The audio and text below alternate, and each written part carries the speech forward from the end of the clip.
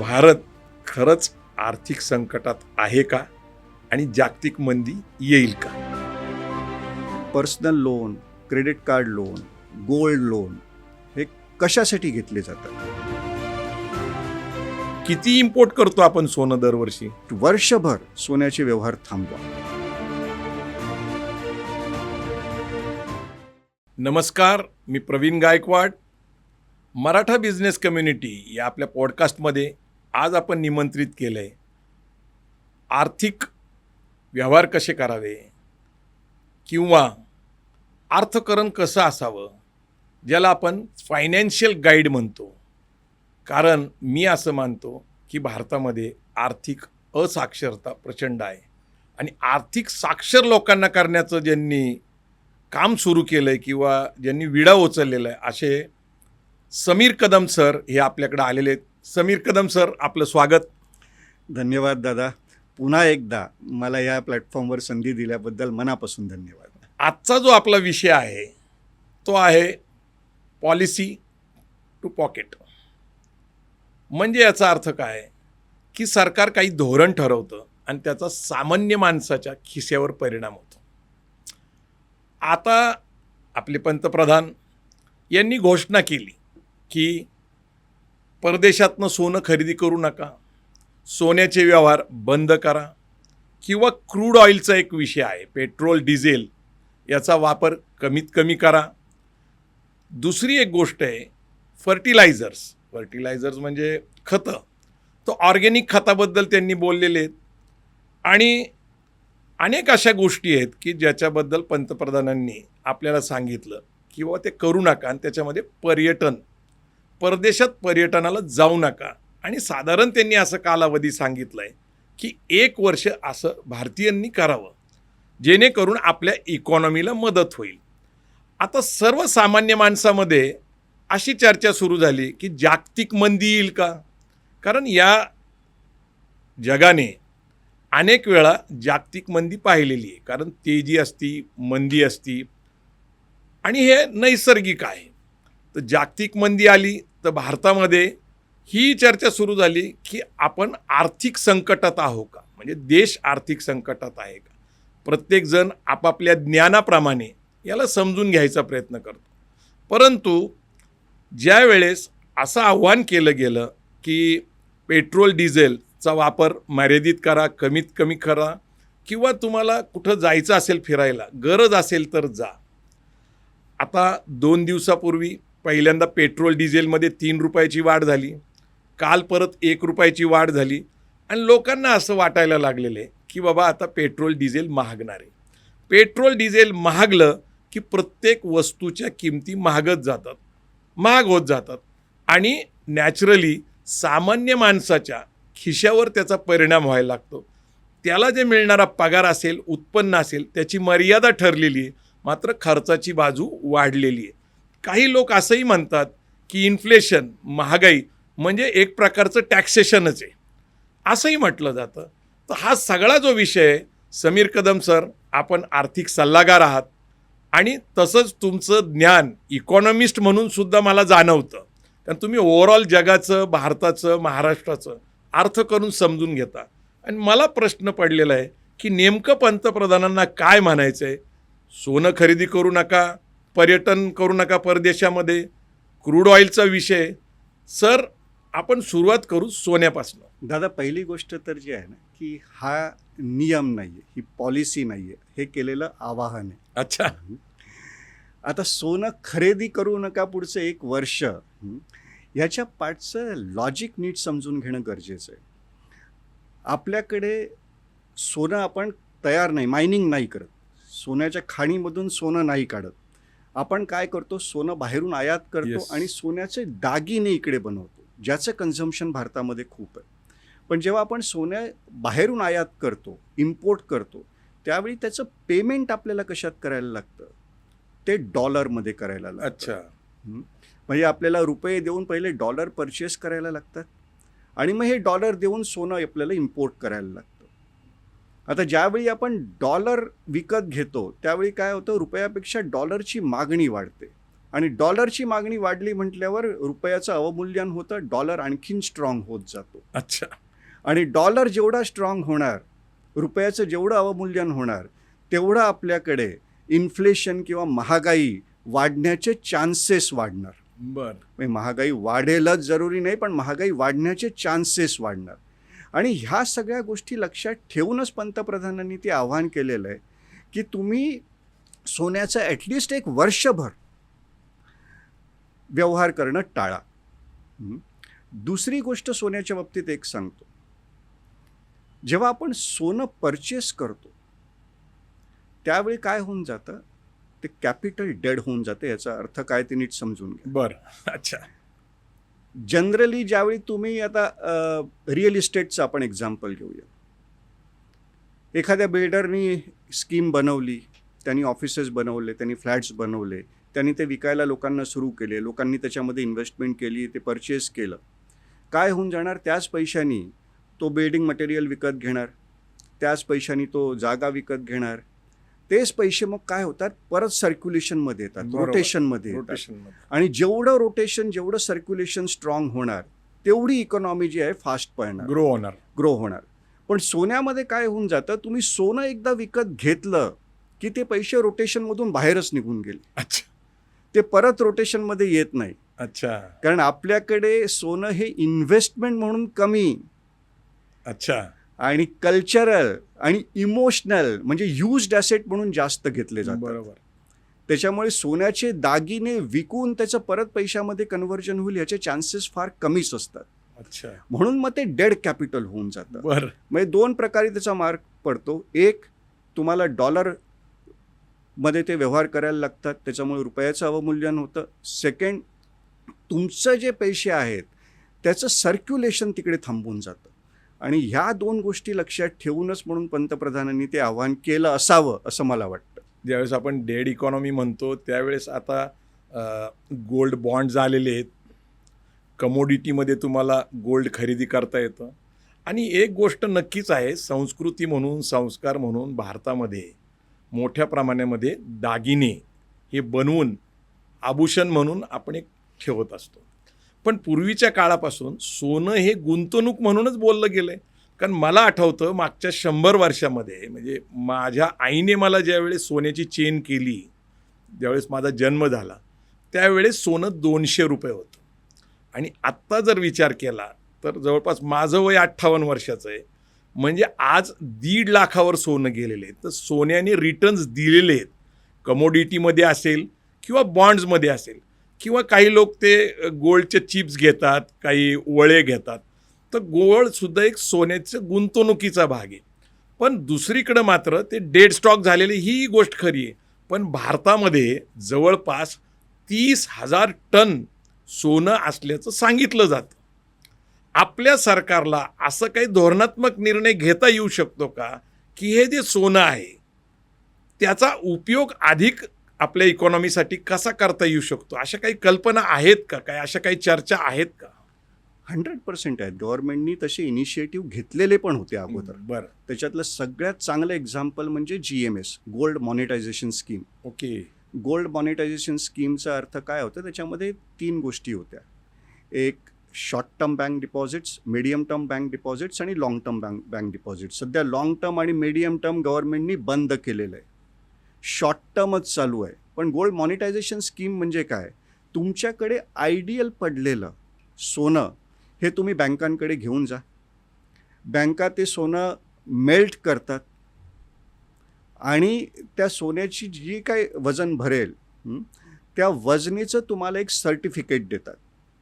एवढं सोनं आमच्याकडे जमा आहे तुमचं, आणि त्याच्यावर तुम्हाला काही इंटरेस्ट देतात. खूप जास्त इंटरेस्ट नसतो, 0.5 0.6% एवढाच इंटरेस्ट असतो त्याच्यावर.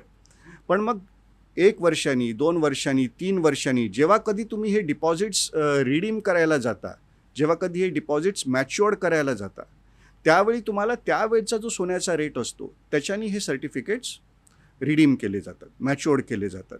प्लस तुम्हाला 0.5 0.6% त्याच्यावर इंटरेस्ट पण मिळतो.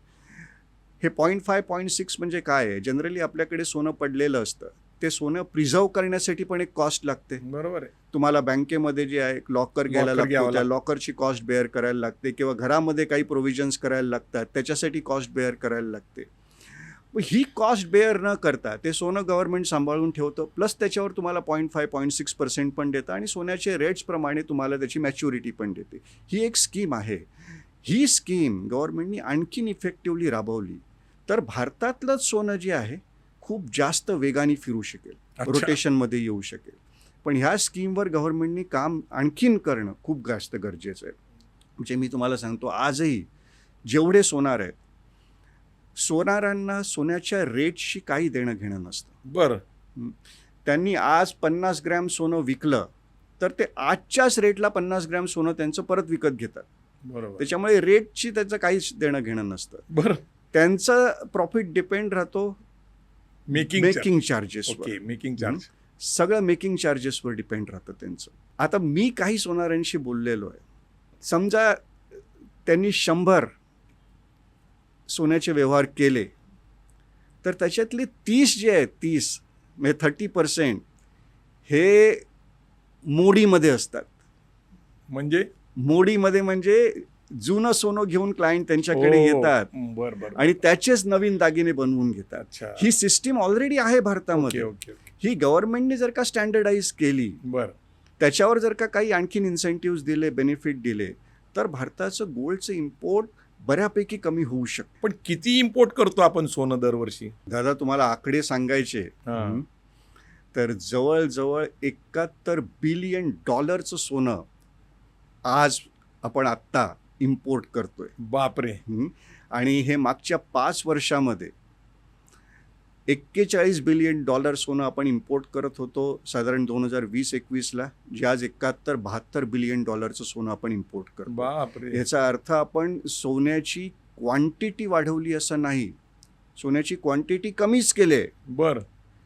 रेट वाढले म्हटल्यावर सोन्याचं कन्झम्पशन कमी झालेलं आहे, पण रेट वाढलेत म्हणून आपल्याला जे आहे त्याची व्हॅल्यू खूप जास्त द्यायला लागते. बरं. आणि हे 71-72 बिलियन हे डॉलरमध्ये करायला लागते. तेवढे डॉलर्स आपले बाहेर जात आहेत, आणि त्याच्यानंतर हे सगळे पैसे हे प्रॅक्टिकली डेड कॅपिटल होऊन जाते. ॲटलिस्ट 90%. मोठी गोष्ट आहे. मोठी गोष्ट आहे. म्हणून गव्हर्नमेंटनी सांगितलेलं आहे किंवा पंतप्रधानांनी अपील केलेलं आहे की तुम्ही ॲटलिस्ट वर्षभर सोन्याचे व्यवहार थांबवा. पण हे सांगताना मग त्यांनी पर्यायी पण काहीतरी त्यांना जी आहे व्यवस्था दिली पाहिजे. नुसते सोन्याचे व्यवहार थांबवा हे सांगून उपयोग नाही, पण त्याच्या अगेन्स्ट दुसरं काय करता येईल हे पण मग त्यांनी जे आहे त्याची प्रोव्हिजन केली पाहिजे. म्हणजे आपण एकूण आयात जे करतो, इम्पोर्ट सोनं करतो, एकूण इम्पोर्ट करण्यामध्ये त्याचं पर्सेंटेज किती आहे? म्हणजे सोनं किती % इम्पोर्ट करतो आपण? म्हणजे जेवढा आपला इम्पोर्ट आहे त्या इम्पोर्टच्या 5 to 6% आपण सोनं आयात करतो. आयात करतो. हो, मोठी अमाऊंट आहे. मोठी अमाऊंट. आणि इट्स इन बिलियन्स. हो, मी सांगितलं ना, 71-72 बिलियन एवढं आपण सोनं आयात करतो. त्याचा परिणाम असा झाला की एकूण भारतामध्ये मंदी येण्याची शक्यता आहे आणि आर्थिक व्यवहार ठप्प झाले. दुसरी गोष्ट काय झाली की सोनारांच्या ज्या सगळ्या संघटना आहेत त्यांनी असं पंतप्रधानांना अपील केलं की भारतामध्ये एकूण लोकसंख्येच्या 1 कोटीच्या आसपास लोक हे सोन्याच्या व्यवसायावर अवलंबून आहेत. मग ते कारागीर असतील, व्यापारी असतील, ट्रेडर असतील.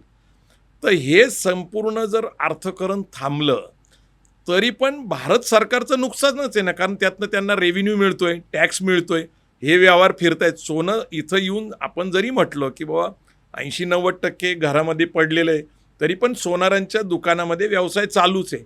पण आपण पंतप्रधानांनी आव्हान केल्यानंतर सोन्याच्या दुकानामध्ये व्यापार चांगला चालू आहे का नाही, म्हणजे नेमकी काय परिस्थिती आहे? ठप्प झालंय का? ऑनेस्टली सांगायचं तर अगोदरपेक्षा जास्त चांगला चालू आहे. अच्छा. पण ऑफकोर्स त्याच्यामध्ये बरीच कारणं आहेत. अच्छा. एक थोडंसं फिअर लोकांमध्ये आलेलं आहे की कदाचित गव्हर्नमेंट सोन्याचं इम्पोर्ट बंद करेल हे लोकांच्या डोक्यामध्ये आहे, म्हणून लोक जाऊन जाऊन सोनं विकत घेत आहेत आणखीन. दुसरी गोष्ट, आपल्याकडे कसं आहे ना, सणवार कायम चालू राहतात. अच्छा. आणि सोन्याशिवाय कुठचाही सणवार पूर्ण होत नाही. त्याच्यामुळे हे ट्रॅडिशनल काही गोष्टी आहेत, ह्या सवयी पटकन बदलणार नाहीत.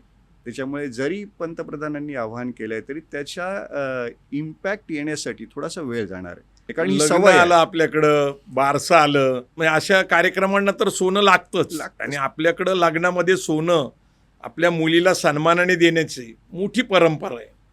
आता हे सोन्याचा जो विषय आहे तो तर इकॉनॉमी म्हणून समजलेला आहे. आता दुसरा विषय जो क्रूड ऑइलचा आहे, आणि हार्मोस सध्या बंद आहे असं म्हटलं जातं.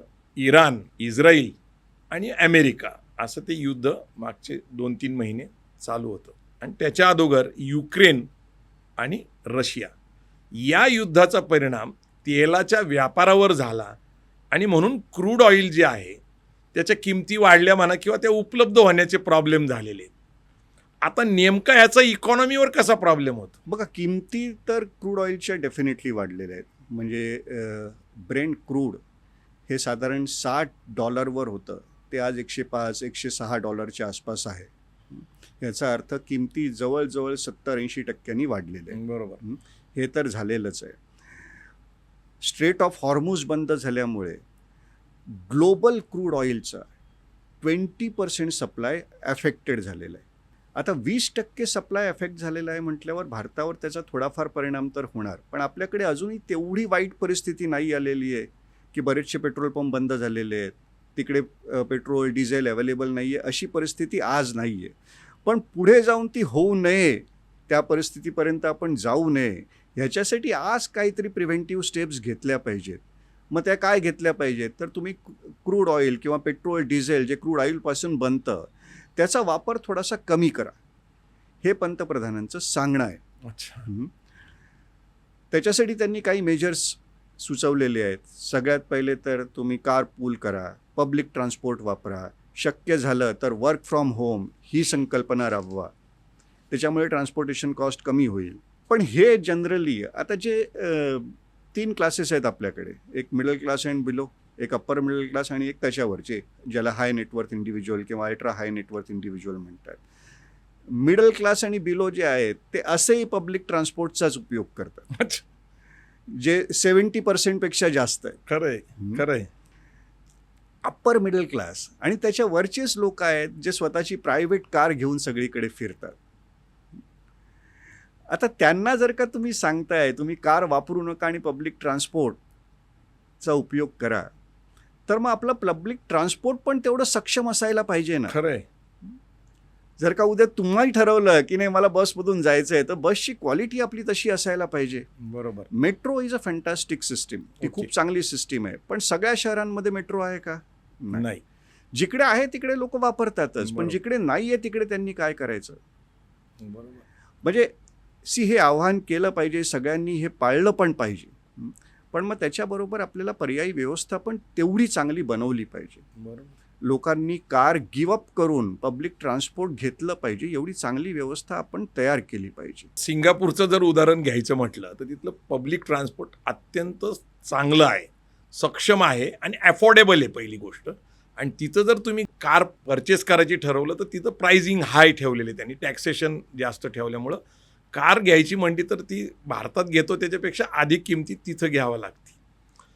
म्हणजे खरं सांगायचं म्हणजे प्रॅक्टिकल व्ह्यू म्हणून जर बघायचं ठरवलं तर कन्व्हिनियन्स महत्त्वाचं आहे. आपण गाडी का वापरतो, आपल्याला एका ठिकाणाहून दुसऱ्या ठिकाणी का जावं लागतं, आणि आपण ज्या वेळेस जातो त्यावेळेस आपला उद्देश काही ना काहीतरी काम करण्याचाच आहे. त्याचा तुमच्या व्यवसायाशी संबंध असेल, तुमच्या प्रोफेशनशी संबंध असेल, कुठल्याही कारणाने. आणि दुसरी गोष्ट काय आहे की कन्व्हिनियन्स जे ठिकाणाचं, आता शहरं वाढलेली आहेत, मुंबई विस्तारलेलं आहे, पुणे विस्तारलेलं आहे, नाशिक, औरंगाबाद, आणि एका ठिकाणाहून दुसऱ्या ठिकाणावर जाण्यासाठी अडचणी आहेत. आणि म्हणून प्रॅक्टिकली जर विचार केला तर हे लोक इम्प्लिमेंट करतील का? मला आठवतं की पूर्वी आम्ही शाळा कॉलेजला असताना काही 1-2 रुपयांनी पेट्रोल वाढायचं, तर आम्ही एक महिनाभर प्रयत्न करायचो की गाडी कमी वापरायची, कारण पैसेच नसायचे, पैसे कमी असायचे. पण परत महिन्यानंतर ते सुरू होतं, कारण गाडी ही गरज आहे, काम करावंच लागणार आहे. त्यामुळे पंतप्रधान ज्यावेळेस आव्हान करतात त्यावेळेस आपण जे म्हणता की बाबा इथलं पब्लिक ट्रान्सपोर्ट हे चांगलं केलं पाहिजे, आणि या निमित्ताने पब्लिक ट्रान्सपोर्टवर एक चांगली चर्चा होणं गरजेचं आहे. दुसरी महत्त्वाची गोष्ट तुम्ही आत्ता काय सांगितलं ते खूप महत्त्वाचं आहे. लॉकडाऊनमध्ये लोकांना ती गोष्ट कळली, वर्क फ्रॉम होम.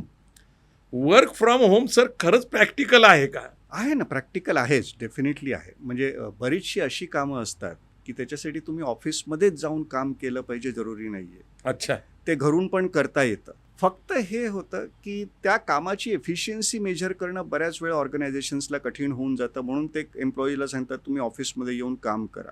पण ती जर का सिस्टीम डेव्हलप केली, रिझल्ट ओरिएंटेड काम जर का डेव्हलप केलं, त्यांनी सिस्टीम्स तशा तयार केल्या, तर वर्क फ्रॉम होम आज बऱ्याच चांगल्या कंपन्या ज्या आहेत त्यांच्या बऱ्याच एम्प्लॉईजला ही फॅसिलिटी देतात की तुम्ही आठवड्यातून 2 दिवस, 3 दिवस, 4 दिवस वर्क फ्रॉम होम करा, 2-3 दिवसच फक्त ऑफिसमध्ये या, किंवा 15 दिवस वर्क फ्रॉम होम करा, 15 दिवस ऑफिसमध्ये येऊन काम करा. ही सिस्टीम बऱ्याच चांगल्या कंपन्यांनी अडॉप्ट केलेली आहे. त्याच्याने फायदा काय होतो? पहिली गोष्ट तर ट्रान्सपोर्टेशन कॉस्ट वाचते त्या एम्प्लॉईची, ते महत्त्वाचं आहेच आहे. पण त्याच्याहीपेक्षा महत्त्वाचं ट्रान्सपोर्टेशन टाईम वाचतो. बरोबर आहे.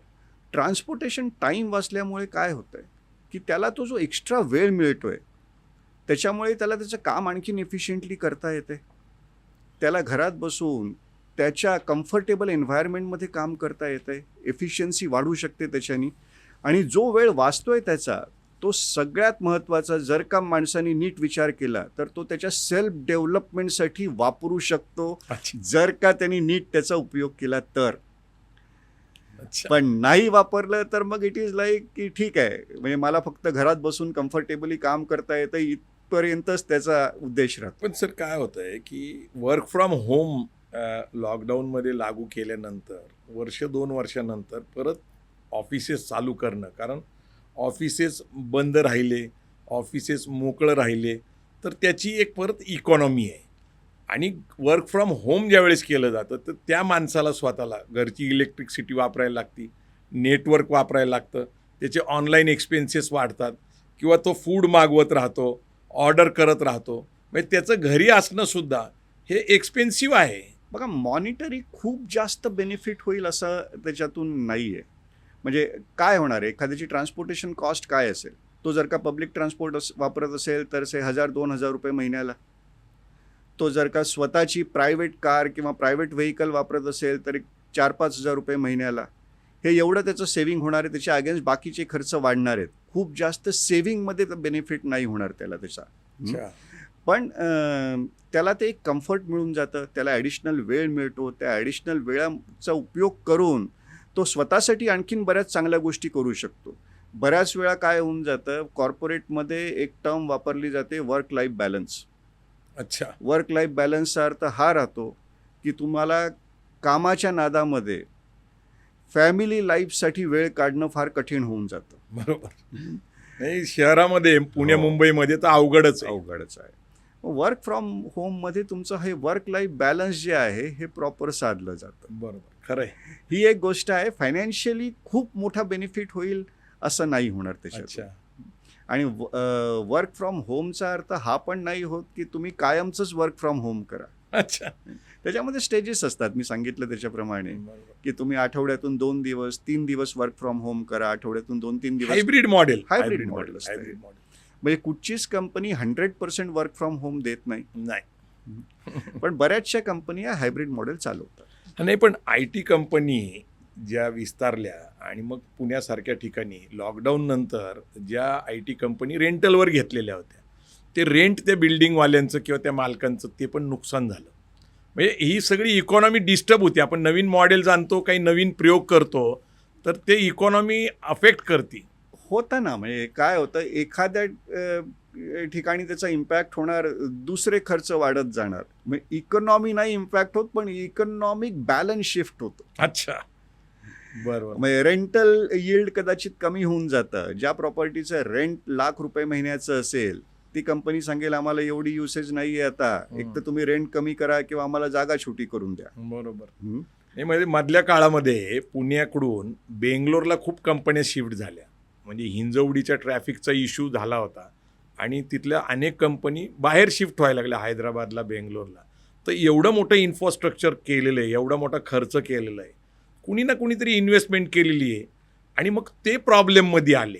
तर इकॉनॉमिकल त्यांनाही प्रॉब्लेम होतो. म्हणजे आपली एक इकोसिस्टीम तयार झालेली असते आणि ती ब्रेकडाऊन होती. अगदी अगदी अगदी होते ना, म्हणजे या गोष्टी होत राहणार. पण काय होणार, दुसरं काहीतरी सेक्टर इव्हॉल्व्ह होईल. अच्छा. हम्म.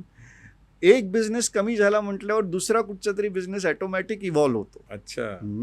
आणि दुसरा बिझनेस इव्हॉल्व्ह होतोय म्हटल्यावर त्याला जे आहे इन्फ्रास्ट्रक्चरची गरज लागते, त्याला बाकी सगळ्या सिस्टीम्सची गरज लागते. बरोबर. म्हणजे थोडासा वेळ जातो ह्याच्यामध्ये, पण या सगळ्या गोष्टी फायनली मिक्स अँड मॅच होत राहतात. दुसरा जो मुद्दा आहे सर, तो पंतप्रधानांनीच आव्हान केलेला आहे, तो म्हणजे फॉरेन ट्रॅव्हल, म्हणजे परदेशात पर्यटन किंवा डेस्टिनेशन वेडिंग, म्हणजे परदेशात जाऊन लग्न करणं. आणि लग्न म्हटलं की 200-250 लोक परदेशात जातात. आता परदेशात जाण्याचं प्रमाण खरंच भारतीयांचं वाढलेलं आहे, पण एकूण भारताच्या लोकसंख्येचा विचार केला तर किती टक्के लोक परदेशात जातात पर्यटनासाठी? आणि दुसरी गोष्ट, किती असे डेस्टिनेशन वेडिंग्ज होत आहेत? आणि नेमकं पर्यटन जे आहे परदेशातलं, याची इकॉनॉमी किती मोठी आहे सर? नेमकं एवढा परिणाम होतोय का आपल्याला? बघा, साधारण जे आहे ना, 19 ते 20 बिलियन डॉलरची अच्छा. आपलं फॉरेन टुरिझमचं, फॉरेन टुरिझम हो, एवढी 19 ते मोठी आहे? 20 बिलियन डॉलरची फॉरेन टुरिझमचं आपलं बजेट बाप. आहे. एवढे पैसे आपले बिकॉज ऑफ फॉरेन टुरिझम बाहेर जातात. बाहेर जातात डॉलरमध्ये. डॉलरमध्ये. कारण जेव्हा तुम्ही बाहेर जाता, तुम्ही सगळेच खर्च डॉलरमध्ये किंवा तिकडच्या करन्सीमध्ये करता, युरोमध्ये करता, पाऊंडमध्ये करता. पण हे पैसे म्हणजे तिकीट बुकिंगपासून, तिकडच्या हॉटेल बुकिंगपासून, तिकडचं खाणं पिणं फिरणं, हे सगळं जे आहे हे फॉरेन करन्सीमध्ये होतं. हे पैसे जेव्हा बाहेर जातात त्याच्या अगेन्स्ट भारतामध्ये येत काहीच नाही. आणि मग काय होतं, फायनली त्याचा इम्पॅक्ट कशावर होतो? फायनली इम्पॅक्ट होतं रुपी डेप्रिशिएट होणं. जेवढा रुपी डेप्रिशिएट होणार त्याचा इम्पॅक्ट बाकी कमोडिटीजवर जास्त होतो. म्हणून पंतप्रधानांचं म्हणणं हे आहे की ह्या ज्या नॉन इसेन्शियल नॉन गोष्टी, productive. Non essential non productive गोष्टी आहेत, त्या काही पिरियडसाठी तुम्ही कर्टेल करा. अच्छा. त्यांचं लोकांना एक अपील आहे की तुम्ही स्वतःला अशा सवयी लावून घ्या. भारतामध्ये पण बरीच चांगली ठिकाणं आहेत. अच्छा. तिकडे फिरायला जा किंवा तिकडे डेस्टिनेशन वेडिंग प्लॅन करा. त्याच्यामुळे भारतातला पैसा भारतात राहील, भारताचं रोटेशन चांगलं होईल, रुपीज आणखीन स्ट्रॉंग होत जाईल. हे सगळं त्यांचं म्हणणं आहे. ते एक मला कळत नाहीये की परदेशात जाऊ नका यांनी आपला डॉलर कमी होतो किंवा वापरला जातो, त्याचा आपल्याला काही फायदा होत नाही. तेच पण पंतप्रधान म्हणतात की तुम्ही इथं फ्युएल कमी आहे, तुम्ही फिरू नका. आणि मग ते म्हणतात की भारतात पर्यटन करा. हा विरोधाभास वाटत नाही का? त्यामुळे त्यांनी परदेशात जाऊ नका असं नाही सांगितलं. अच्छा. त्यांनी सांगितलं व्हेकेशनसाठी किंवा डेस्टिनेशन वेडिंगसाठी परदेशात नका जाऊ. अच्छा. हा, तुम्हाला बिझनेससाठी जायचंय, डेफिनेट गेलं पाहिजे. कारण तुम्ही बिझनेस करायला जेव्हा परदेशात जाता त्यावेळी तुम्ही डॉलर खर्च नाही करत, तुम्ही डॉलर घेऊन येता. येस. येस. त्याच्यासाठी त्यांनी कधीच नाही सांगितलेलं आहे.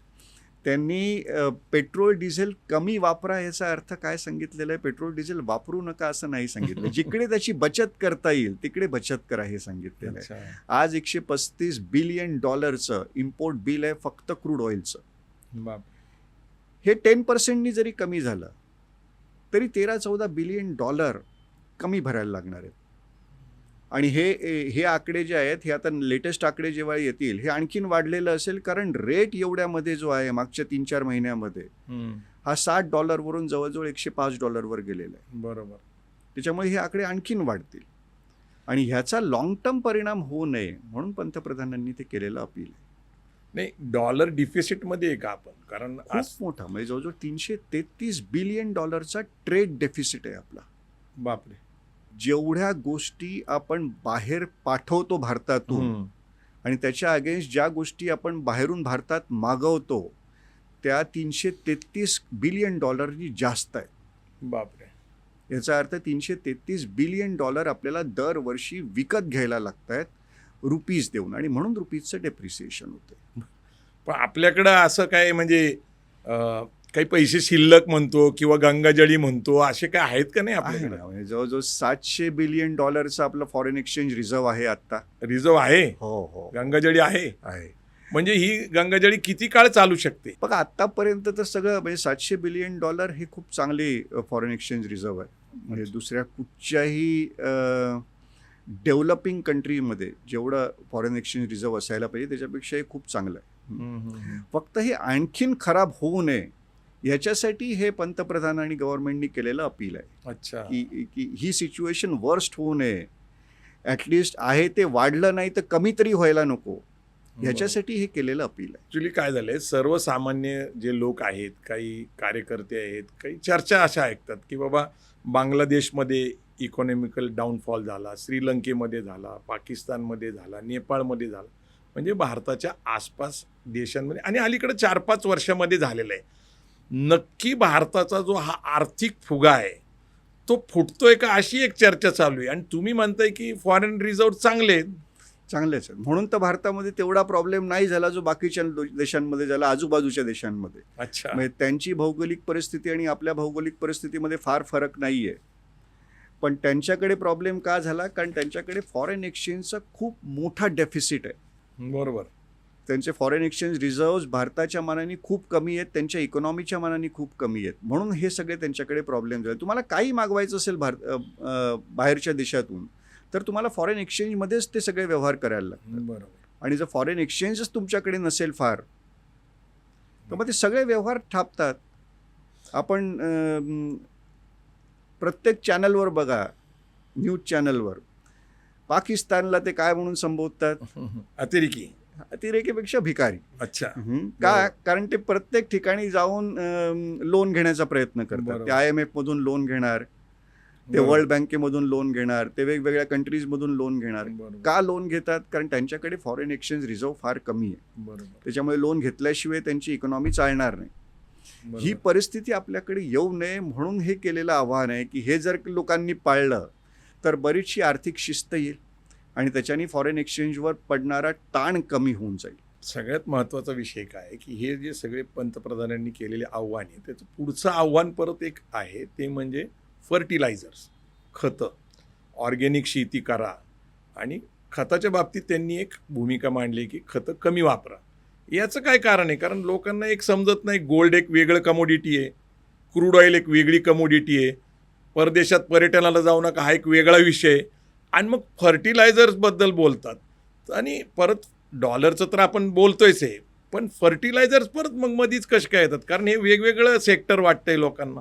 लॉजिक तेच आहे, केमिकल फर्टिलायझर्स पण आपल्याला बाहेरूनच इम्पोर्ट करायला लागतात. अच्छा. म्हणजे आपण युरिया वगैरे ते सगळं बाहेरूनच इम्पोर्ट करतो. ओके. मग त्याला परत डॉलर्स लागतात. म्हणून त्यांनी अपील केलेलं आहे की तुम्ही केमिकल फर्टिलायझर वापरण्यापेक्षा नैसर्गिक शेती, ऑर्गॅनिक शेती.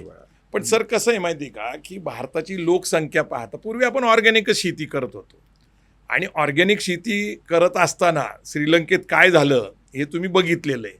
आपण जर आता फर्टिलायझर वापरायचे नाही म्हटले, सरकारकडून ते उपलब्ध करून दिले नाही, तर नैसर्गिक आहे की जी उत्पादकता आहे ती कमी होण्याची शक्यता आहे, तिथं परत एक अडचण येऊ शकते. सर परत तेच सांगतो दादा मी, हे अपील आहे, आवाहन आहे, ही पॉलिसी नाही आहे. याचा अर्थ गोल्ड इम्पोर्ट सरकार करणार नाही असं नाही होणार, याचा अर्थ फर्टिलायझर्स इम्पोर्ट करणार नाही असं नाही होणार. त्यांनी आवाहन केलेलं आहे की तुम्ही ह्याचा वापर कमी करा, सो दॅट आपल्याला जे इम्पोर्ट करायला लागेल ते कमी करायला लागेल. बरोबर. हे आवाहन आहे. अच्छा. त्याच्यामुळे घाबरून जायचं अजिबात कारण नाही याच्यामध्ये की गव्हर्नमेंट पॉलिसी आणेल आणि गोल्ड इम्पोर्ट बंद होऊन जाईल किंवा फर्टिलायझरचं इम्पोर्ट बंद होऊन जाईल, अशी काही प्रकार आत्ता तरी वाटत नाही आहे. नाही सर, आता काय होतं आहे की हे पंतप्रधानांच्या आव्हानानंतर खरी चर्चा जी सुरू झालेली आहे ती महागाईची, आणि महागाईचा परिणाम हा सर्वसामान्यांना अधिक होतो, कारण त्यांच्या मर्यादा असतात, त्यांच्या उत्पन्नाच्या मर्यादा असतात, त्यांच्या पगाराच्या मर्यादा असतात.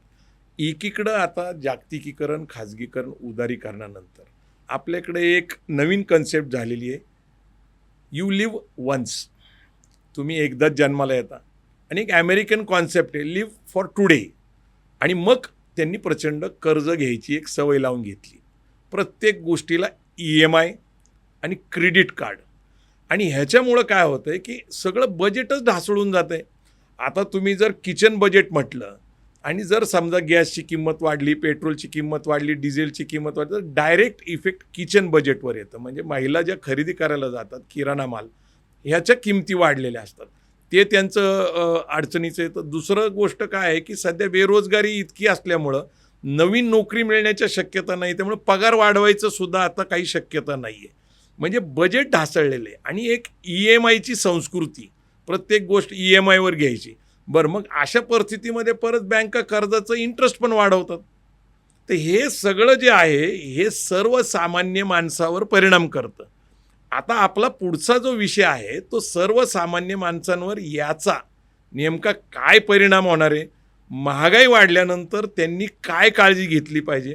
कारण तुमचा खरा जर विषय काय असेल कोर, तो आर्थिक सल्लागार म्हणून सर्वसामान्य माणसांना आपल्याला जागृत करायचे की झाली असेल चूक तर दुरुस्त करा.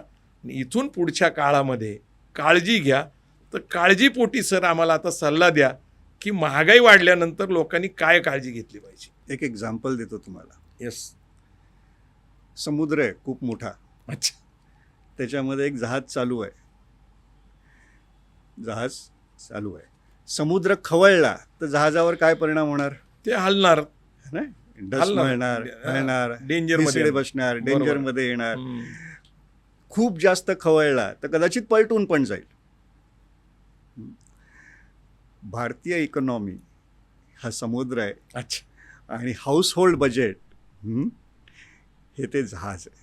अच्छा. जर का भारतीय इकॉनॉमी अनस्टेबल झाली तर त्याच्यामुळे तुमचं हाऊसहोल्ड बजेटवर काही परिणाम होणार नाही, या भ्रमात कोणी राहू नये. खरंय. तो परिणाम होणारच होणार. मग त्यावेळी काय केलं पाहिजे? तुम्ही जहाजाला जेवढं स्टेबल ठेवता येईल तेवढं ठेवलं पाहिजे. मग स्टेबल कसं ठेवायचं? मग स्टेबल ठेवण्यासाठी सगळ्यात पहिले तुम्ही तुमचे अनावश्यक खर्च बंद केले पाहिजे. अच्छा. तेच पंतप्रधान सांगतायत सुद्धा की तुम्ही अनावश्यक खर्च, जे खर्च आवश्यक आहेत ते केलेच पाहिजे, त्याला पर्याय नाही.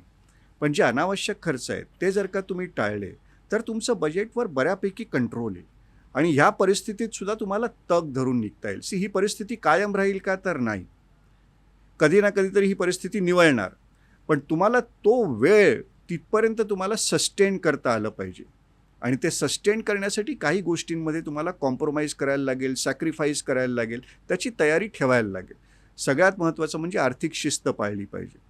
आपल्याला हे कळलं पाहिजे की आपले कुठचे खर्च आवश्यक आहेत आणि कुठचे खर्च अनावश्यक आहेत, ज्याला मी माझ्या भाषेमध्ये इम्पल्सिव्ह एक्सपेन्स किंवा वायफळ खर्च म्हणतो. जेवढा वायफळ खर्च तुम्ही कमी कराल तेवढा अशा परिस्थितीमधून योग्य प्रकारे बाहेर निघाल. पंतप्रधानांनी जे आव्हान केले ना, सोनं असेल, पेट्रोल डिझेल असेल, परदेशी पर्यटन असेल किंवा फर्टिलायझर्स असेल किंवा अन्य ज्या काही गोष्टी त्यांनी 7 सांगितल्यात त्या, ह्या तर आपण म्हणताय त्याप्रमाणे श्रीमंत लोकांचं हे सगळं. पण हा सगळा परिणाम जो आहे तो सर्वसामान्य, म्हणजे आपण जर विभाजन केलं तर फायनान्शियली जे लोक सक्षम आहेत ते अफोर्डच करू शकतात. म्हणजे त्यांचं लग्न करायचं म्हटलं तर ते कितीही सोनं घेऊ शकतात, कितीही पेट्रोल डिझेल खर्च करू शकतात.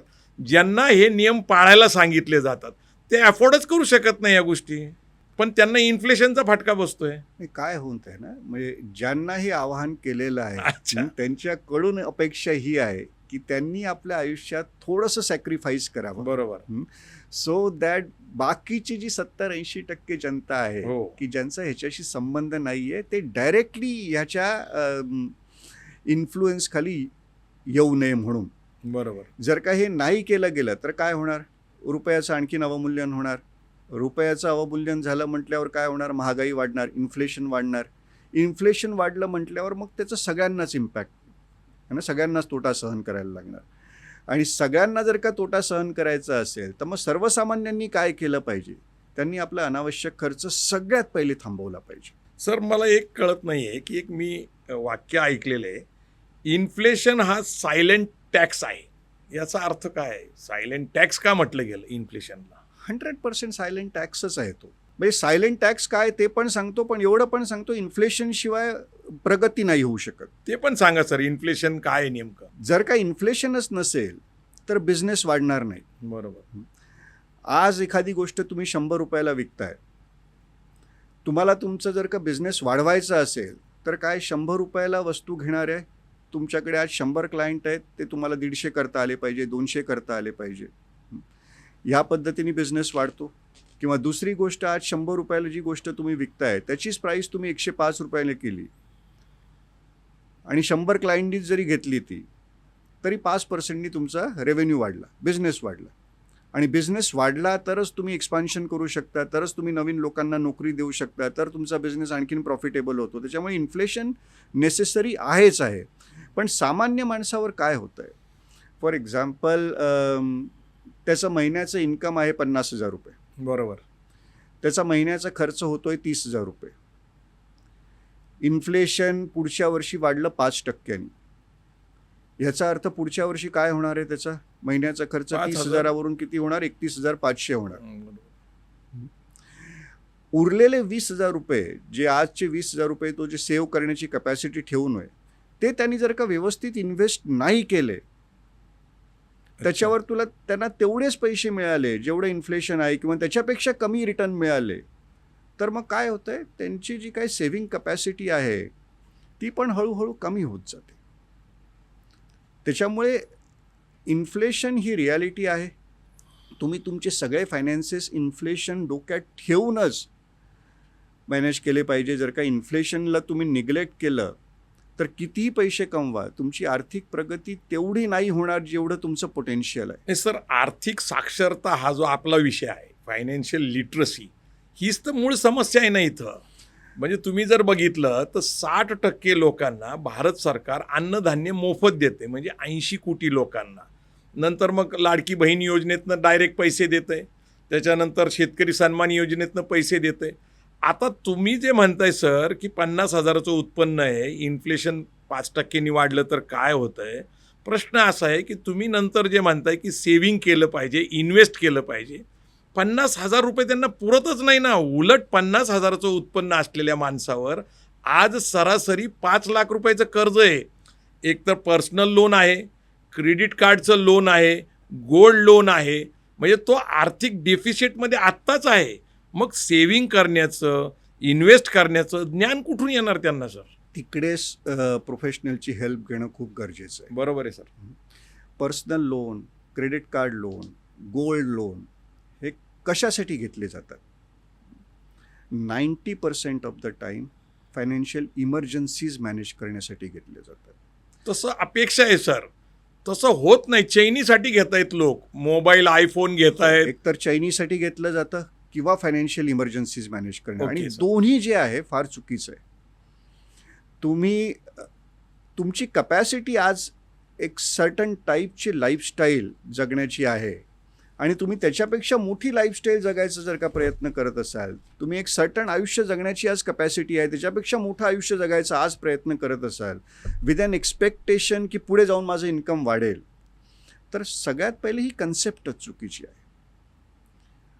तुम्हाला लाईफस्टाईल वाढवण्यापेक्षा तुमचं इन्कम वाढवण्यावर फोकस करायला पाहिजे. बरोबर आहे सर. आणि तिकडेच लोक चुकतात. इन्कम वाढवणं म्हणजे काय? इन्कम वाढवणं म्हणजे pure hard work, yes. Pure discipline आणि तुम्हाला जेवढे तुमचे स्किल सेट्स वाढवता येतील त्याच्यासाठी प्रयत्न केले पाहिजे. पण हे लोक न करता त्यांचा फोकस असतो लाईफस्टाईल आपल्याला कशी इम्प्रूव्ह करता येईल. गाडीची आज गरज नाही आहे, पण गाडी घेणं. बरोबर. भले ती गाडी चालवणार नाही, ती घराच्या खाली जी आहे पार्क करून ठेवतील खरंय. दाखवण्यासाठी. बरोबर आहे. प्रतिष्ठेशी जोडलेली गोष्ट आहे. प्रतिष्ठा. सगळ्या लाईफस्टाईलचा अर्थच प्रतिष्ठा. बरोबर आहे. आता प्रतिष्ठा ही नेहमी थोडंसं फॉल्स पिक्चर क्रिएट करते. जे श्रीमंत असतात, ज्यांच्याकडे खूप जास्त पैसे आहेत, ते लोकांना दाखवायचा प्रयत्न नाही करणार. नाही. ज्यांच्याकडे कमी आहे ते लोकांना दाखवायचा प्रयत्न करतात माझ्याकडे खूप आहे. काय झालेलं आहे की ज्याच्याकडं नाही आहे त्याला ती श्रीमंतीची एक हौस आहे, पण श्रीमंत होण्याचा मार्ग त्याला माहीत नाही आहे. म्हणून तो ब्रँडचे कपडे, ब्रँडचं घड्याळ, ब्रँडचं गॉगल आणि चांगली गाडी आणि हे सगळंच्या सगळं EMIवर खर्च करतोय. म्हणजे आपण जे सतत सांगण्याचा प्रयत्न करताय की बाबा सेव्हिंग केलं पाहिजे, इन्व्हेस्टिंग केलं पाहिजे, एमर्जन्सी फंड असला पाहिजे. म्हणजे आता दुसरा एक मुद्दा काय झाला आहे सर, की आता जे लोक इन्व्हेस्टिंग करत होते मागच्या काळामध्ये, म्हणजे आता म्युच्युअल फंडचं आपल्याकडे खूप चर्चा असते, अवेअरनेस झालेली आहे, शेअर मार्केटची प्रचंड अवेअरनेस झालेली आहे, ते SIP करायला लागले होते. आता एक SIP करायला लागलेले लोक यांनी आता SIP बंद केल्या अशाही बातम्या यायला लागल्या. म्हणजे आता एकीकडं इन्व्हेस्टमेंटला पैसे नाही, जे इन्व्हेस्टमेंट करायला लागले होते ते इनसिक्युअर्ड झालेले आहेत. म्हणजे आता म्युच्युअल फंड आणि शेअर मार्केट हे कोलॅप्स झालेले किंवा वॉलेटाईल आहे, म्हणजे सतत हालतंय, कुणाला खात्री वाटत नाही, नक्की पुढं काय होणार कुणाला काही माहिती नाही आहे. म्हणजे आंतरराष्ट्रीय बाजारपेठ ती स्थिती आहे, देशात अस्थिरता आहे आर्थिक, आणि मग माणसामध्ये ती असुरक्षित आहे. म्हणजे SIP बंद झालेत, म्युच्युअल फंड अनेक लोक आता होल्ड करून ठेवलेले आहेत. सेव्हिंग केलं पाहिजे आणि इन्व्हेस्टमेंट पण केली पाहिजे फ्युचरसाठी, आणि इन्फ्लेशनला मॅच केलं पाहिजे. कारण इन्फ्लेशन हाच आजचा आपला खरा विषय आहे, की महागाई निर्माण झाल्यानंतर सर्वसामान्यांवर परिणाम होतो. मग त्यांनी काय प्लॅनिंग केलं पाहिजे सर? बघा, सगळ्यात पहिल्यांदा तुम्ही तेच सांगितलं, लोकांना श्रीमंत होण्याचा मार्ग माहिती नाही. अच्छा. मार्ग माहिती नाही आहे त्यांना. लोकांच्या डोक्यात काय आहे, श्रीमंत होण्याचा मार्ग एकच, मी जे पैसे इन्व्हेस्ट करतोय त्याच्यावर मला खूप जास्त रिटर्न्स मिळाले पाहिजे, बरोबर. माझे पैसे जे आहे एका वर्षात डबल झाले पाहिजे, माझे पैसे 2 वर्षात डबल झाले बरोबर. पाहिजे, हे त्यांच्या डोक्यात असतं. श्रीमंत होण्याचा एक फॉर्म्युला तुम्हाला मी आज सांगतो. पहिली गोष्ट, येस. श्रीमंत होण्यासाठी 4 गोष्टी खूप महत्त्वाच्या असतात. सगळ्यात पहिली असतं तुमचा इन्कम ग्रोथ रेट. तुमचं इन्कम दरवर्षी किती % वाढतंय. बर. तुमचं इन्कम दरवर्षी 5% वाढतंय, 6% वाढतंय, 8% वाढतंय, 10% वाढतंय, 15% वाढतंय, 20% वाढतंय. याच्यावर खूप जास्त डिपेंडन्स राहतं. दुसरा राहतो तुमचा सेव्हिंग्ज रेट. तुम्ही तुमच्या इन्कमच्या किती % दरवर्षी सेव्ह करताय बरोबर. किंवा दर महिन्याला सेव्ह करताय.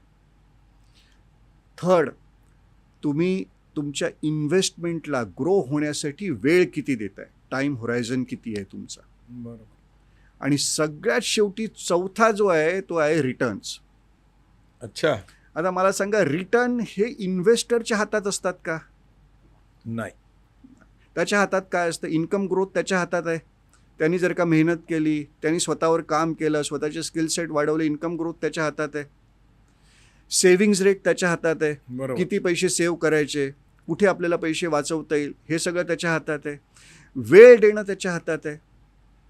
ज्या 3 गोष्टी त्याच्या हातात आहेत त्याच्यावर फोकस नाही होत. अच्छा. आणि जी गोष्ट त्याच्या हातात नाहीच आहे, पहिली गोष्ट तर त्याच्यावर फोकस केला जातो. आणि म्हणून लोक जे आहे चांगले पैसे कमवून सुद्धा खूप जास्त फायनान्शियली ग्रो नाही होत जेवढं त्यांनी व्हायला पाहिजे. दुसरी गोष्ट इन्फ्लेशन. आता इन्फ्लेशनपेक्षा चांगले रिटर्न मिळवणं हे प्रत्येकाचं ऑब्जेक्टिव्ह असायलाच पाहिजे. बरोबर. मग त्याच्यासाठी कुठचे ऑप्शन्स आपल्यासाठी योग्य आहेत? फक्त इन्फ्लेशनपेक्षा चांगले रिटर्न मिळवणं हे ऑब्जेक्टिव्ह नाही. आपल्याला आपल्या आयुष्यात काय काय अचीव करायचं आहे ह्या गोष्टीची क्लॅरिटी असते सगळ्यात पहिले महत्त्वाचं. तुम्हाला तुमच्या आयुष्यात कुठच्या तुमच्या मेजर रिस्पॉन्सिबिलिटीज आहेत, तुमच्या कुठच्या इच्छा आहेत, तुमची कुठची स्वप्न आहेत, या सगळ्या गोष्टींची क्लॅरिटी आपल्याला असायला पाहिजे. ह्या गोष्टी आपल्याला कधी अचीव करायच्या आहेत, त्याच्यासाठी आपण आजपासून काय काय केलं पाहिजे, किती सेव्हिंग केलं पाहिजे, एवढं सेव्हिंग करणं आपल्याला शक्य आहे नाही आहे. मग जर का शक्य नसेल तर इन्कम कितीनी वाढवलं पाहिजे. म्हणजे एखाद्या माणसाने फक्त 10,000 रुपयेसुद्धा महिन्याचं इन्कम वाढवलं तरी त्याच्या आयुष्यामध्ये करोड रुपयाचा फरक पडतो over a period of time. पण एवढी साधी गोष्ट लोक लक्षात नाही घेत आणि फक्त लाईफस्टाईलवर फोकस करत बसतात. आणि मग over a period of time काय होतं, कर्जाच्या विळख्यामध्ये एवढे अडकतात. मी मागच्या पॉडकास्टमध्ये पण सांगितलं, तुमचा EMI हा तुमच्या इन्कमच्या 30% जास्त असायला नको. भले तो EMI 0 कॉस्टिंग असेल, लो कॉस्ट असेल किंवा नो कॉस्ट असेल, त्याच्यावर इंटरेस्ट भरायला लागत नसेल, पण तरीसुद्धा टोटल EMI तुमचा 30% तुमच्या इन्कमपेक्षा कमीच असायला पाहिजे. हे लॉजिक जर का लोकांनी सांभाळलं तर मग त्यांना वेल्थ क्रिएशनला स्कोप मिळतो. जर का हे लॉजिकच नाही सांभाळलं, जे आयुष्य त्यांना आणखीन 2 वर्षांनी जगायचे ते आज जगण्याचा प्रयत्न केला तर पुढे जाऊन आयुष्यावर ताण हा येणारच येणार. सर, आता आपण खऱ्या अर्थाने उद्योजकता, व्यावसायिकता आणि अर्थकारण हा खरं तर मराठा बिझनेस कम्युनिटीच्या पॉडकास्टचा उद्देश आहे. तर SMEज जे आहेत, स्मॉल स्केलवर काम करणारे उद्योजक आहेत, व्यावसायिक आहेत, व्यापारी आहेत, आता जागतिक मंदी येऊ शकते ही चर्चा आहे. पंतप्रधानांच्या आव्हानानंतर बऱ्याच अशा गोष्टी घडलेल्या आहेत की व्यापार थंड व्हायला लागला आहे किंवा कमी व्हायला लागला आहे. आता व्यापार, उद्योग, व्यवसाय करणाऱ्या एसएमईजला तुम्ही काय सल्ला देऊ शकता? कारण काय झालेलं आहे की ते जर अडचणीत आले तर अजून अडचणी आपल्या देशाच्या इकॉनॉमीची वाढू शकते सर. पहिली गोष्ट तर एसएमईजनी काय केलं पाहिजे, येस. तर त्यांचं बिझनेस मॉडेल खूप स्ट्रॉंग बनवलं पाहिजे. बरं. जर का तुमचं बिझनेस मॉडेलच स्ट्रॉंग नसेल तर मग रिसेशन येऊ दे किंवा नको येऊ दे, डिमांड चांगली असू दे किंवा डिमांड कमी असू दे, तुम्हाला प्रॉब्लेम हा कायम राहणार. तुमच्याकडे तुमच्या प्रॉडक्टमध्ये ती क्वालिटी नसेल, तुमच्या प्रॉडक्टमध्ये ते स्ट्रेंथ नसेल, तुमची प्राईस कॉम्पिटेटिव्ह नसेल, तुमच्याकडे रेग्युलर लीड येण्याचं मेकॅनिझम नसेल, तुम्हाला त्या लीड कन्व्हर्ट करण्याचं स्किल्स नसेल, ह्या बिझनेस मॉडेलमधल्या जर का काही फ्लॉज असतील तर मग तुमचा बिझनेस कायम प्रॉब्लेममध्ये राहणार. ह्या गोष्टी जर का तुमच्याकडे स्ट्रॉंग असेल तर मग बिझनेसला तेवढा प्रॉब्लेम येत नाही. मग प्रॉब्लेम कधी येतो? मग तुम्ही एखादा चुकीचा फायनान्शियल डिसिजन घेतला तरच येतो. मग चुकीचा फायनान्शियल डिसिजन घेऊ नये याच्यासाठी तुम्ही एक्सपर्टची गायडन्स घेतलं पाहिजे. मग तुमच्या CAचं गायडन्स घेतलं पाहिजे, तुमच्या CSचं गायडन्स घेतलं पाहिजे. बरेचसे असे लोक असतात जे व्हर्च्युअल CFO सर्व्हिस देतात, त्यांचं गायडन्स घेतलं पाहिजे. कारण फायनली बिझनेसचा गाभा राहतो कॅश फ्लो. बरोबर. तुम्हाला रेग्युलर कॅश तुमच्या बिझनेसमधून आली पाहिजे आणि ज्यांच्याकडून तुम्ही रॉ मटेरियल प्रॉडक्ट घेताय त्यांना पेमेंट रेग्युलरली करता आलं पाहिजे. हे सायकल जर का रेग्युलर चालू राहिलं तरच सगळी इकॉनॉमी व्यवस्थित फिरते. मग कॅश फ्लो तुम्हाला नीट मेंटेन करता आला पाहिजे आणि ह्याच्यासाठी तुम्ही प्रोफेशनल गायडन्स घेतलं पाहिजे. पण त्याच्याही अगोदर आपल्या बिझनेस मॉडेलवर काम केलं पाहिजे. जर का बिझनेस मॉडेल वीक असेल तर कॅश फ्लो पण तुमचा वीकच राहणार कायम. तरी पण मला असं वाटतं सर, 1, 2, 3, 4, 5 असे क्रमाने जर तुम्ही जर सांगितलं सल्ले एक वाक्यामध्ये तर ते जास्त सोयीस्कर होईल सर. बघा, पहिली गोष्ट तर जर का खरोखर तशी सिच्युएशन यायला लागली, आज तुमचा बिझनेस चांगला चालू आहे, कॅश फ्लोचा तेवढा इश्यू नाही आहे, बरोबर. पहिली गोष्ट इन्व्हेंटरीवर तुम्ही कंट्रोल ठेवला पाहिजे. फर्स्ट अँड मोस्ट इम्पॉर्टंट तुमचं इन्व्हेंटरी कंट्रोलमध्ये असायला पाहिजे. बरोबर. सेकंड, तुमचे बाहेर जे पैसे येणं बाकी आहे, ज्याला आपण अकाउंट्स रिसिवेबल म्हणतो, त्या अकाउंट रिसिवेबलवर तुमचा कंट्रोल असायला पाहिजे.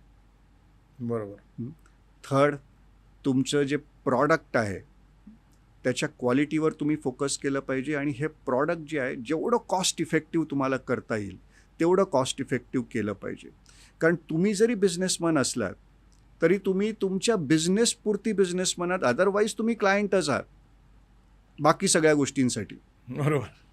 तुम्ही क्लायंट म्हणून जेव्हा एखाद्या दुकानात जाता त्यावेळी तुम्ही जे एक्सपेक्ट करता तेच तुम्ही तुमच्या क्लायंटला जेव्हा द्याल त्यावेळी तुमचा बिझनेस खूप जोरात वाढायला लागतो.